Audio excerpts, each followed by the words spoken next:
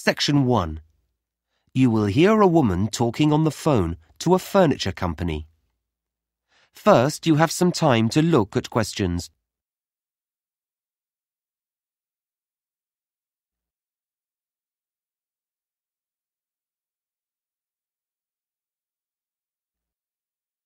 Now listen carefully and answer questions. Now, we're grateful to Fred McKinnon for coming into the studio today to give everyone a few tips about the city marathon that's taking place next Saturday. Thanks, Shweta. Yes, we're all very excited about the big event. Let me just remind listeners that a marathon is a 26-mile or 42-kilometre race, and this year we have 12,000 runners taking part. So, if you're thinking of going out to support the runners, and I know that many of you are, here are some tips to help make your day more enjoyable. First of all, be certain to plan your day. Don't leave everything to the last minute. Many roads are going to be closed. We don't have exact times for these closures yet, but my big advice to you is don't rely on your car to get you anywhere. In fact, the best way to get around the town will be on foot. You may choose to cycle, but you still won't be able to go on roads near the runner's route. Now, we did a broadcast last week in which we told all our runners to wear the right kind of shoes, and I'm going to tell you to put on sensible clothes. A lot of visitors will be coming to the city. You may be hunting for someone in the race that you want to support. The weather may be hot or it may be wet, which leads me on to another thing. Make sure you look at the forecast on Friday night. If it's going to rain, take an umbrella. And if it's going to be hot, take some drinks. However, please don't try to pass these to the runners. We already have hundreds of volunteers who'll be standing on the roadside, so let them give out the drinks. When you get into the town, find yourself a spot to stand in. You may well want to walk up and down the route, but please don't cross the road. There could be thousands of people running towards you, some very tired and not able to focus clearly. We don't want any accidents, and runners don't want obstacles like you in their path. What they do need is your support, particularly when their energies are low, so cheer them on, and for once, don't worry about noise. The louder, the better. Lastly, if you have friends or relatives who are taking part in the run, please don't say that you'll see them at the finish line. If everyone does that, the whole area will be terribly congested and you won't be able to find anyone. Well, that's most of the advice, but I'd like...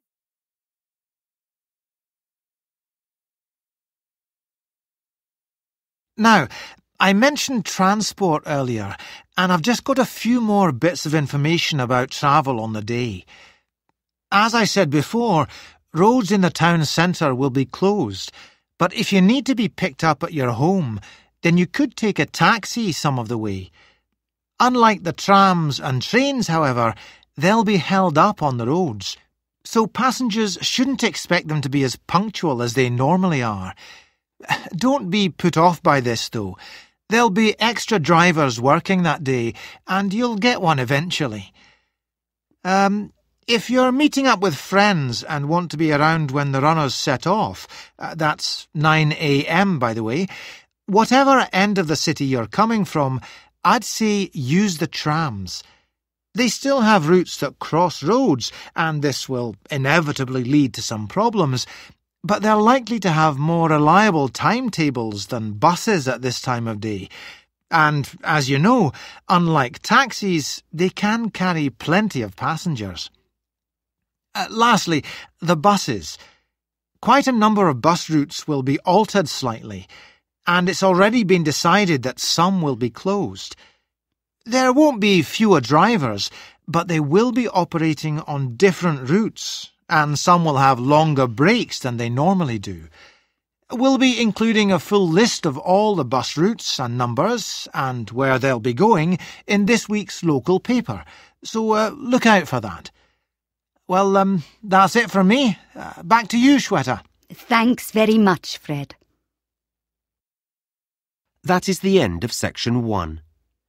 Now turn to Section 2. Section 2. You will hear a tutor and a student discussing a seminar. First, you have some time to look at questions.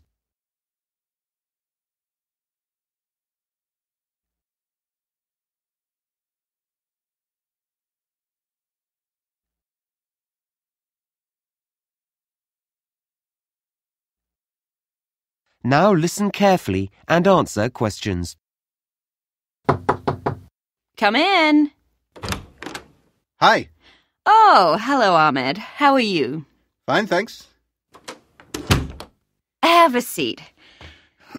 So, how do you think the seminar went last week? Oh, well, I enjoyed it, yes, though I'm not sure I really followed parts of the discussion that took place. You know, about the theory and all that. Well, we can talk about that later. But were you comfortable in a group? Oh, it's better, I think, than working on your own, though you're comparing yourself all the time with the other students there. Okay. Well, let's talk about how you did and look at some strategies to help you in the future. That would be great. Now, one of the things that students often overlook when they go to seminars is that you do need to prepare for them. You can't rely on other people. I know, and I did look at the results of the experiments we did in class and write them up beforehand, as you said. Yes, and that was good. It made it easier to analyze them. But you have to do some background reading as well. Did you get the list of articles I sent round? I've started to read them. Okay, well, you'll know that for next time. Yes, sure. So, let's move on to your participation in the seminar. Right. Perhaps you can tell me how you think that went. Yeah, well, I'm not used to talking to more than a couple of people. It's very different from the way we learn in my home country. Yes, I appreciate that. So I think I know I should have included everyone, but I think I kept turning to the person next to me. Is that because you were avoiding eye contact? I don't think so. I'm not shy. It's just habit, I think. Well, that will improve as we do more seminars. Uh-huh. Another difficulty is knowing when to speak. Like when it's your turn. Yes. Yeah. I felt I did wait for a pause. Yes, you handled that quite well. The thing I'm really concerned about is keeping up with the discussion. Does your mind wander off? Sometimes. I jot down a lot of information, but I still find myself thinking about something else when lots of other students are talking. If there's an assignment to do at the end of a group, that usually helps. I'm sure it does. Okay. Now, the last thing I want to look at is the role that you play in the seminar. What do you mean? Well, when students work in groups, they don't all behave the same way. Some students are quiet, some look for support, some ask a lot of questions. Oh, that's a new idea to me. I don't know what I'm like. That's probably because you're thinking about your own performance all the time. I guess so. I mean, should I be different in some way? What I would say is that when we do the next seminar, you should look more at the people around you. You know, look outside yourself. Like ask myself how they feel? Yes, or what they're looking for from the group. Okay. It doesn't take much, but it's important to watch what other students are doing. Okay, I'll do that. Fine. Now, I'm going to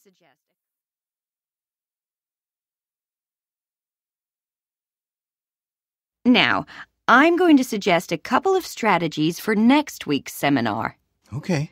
That's great. I need to participate more. Well, it's not a question of saying more, but we need everyone to feel comfortable about giving their views. Then the discussion is better. Yes. So, you're a confident person. Should I make sure I'm near someone who's quiet? You can do, but it's more about how well you pay attention to other students. Okay, so I need to be attentive. Yes, and then encourage someone else to say more by saying, "What did you mean when you said," or "What do you think about the idea that..." That way I'm talking. Yes, but you'll find that other people will talk too. You'll all start to get really involved. Right.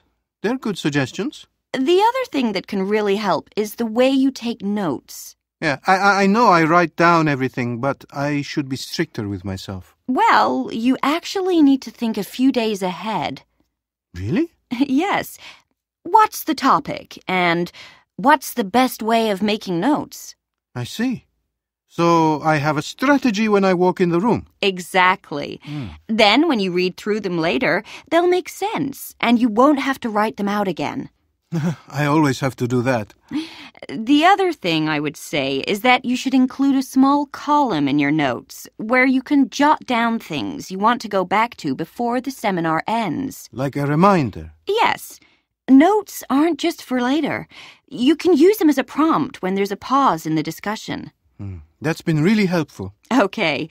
See you in class tomorrow. Thanks. That is the end of section 2. You now have half a minute to check your answers.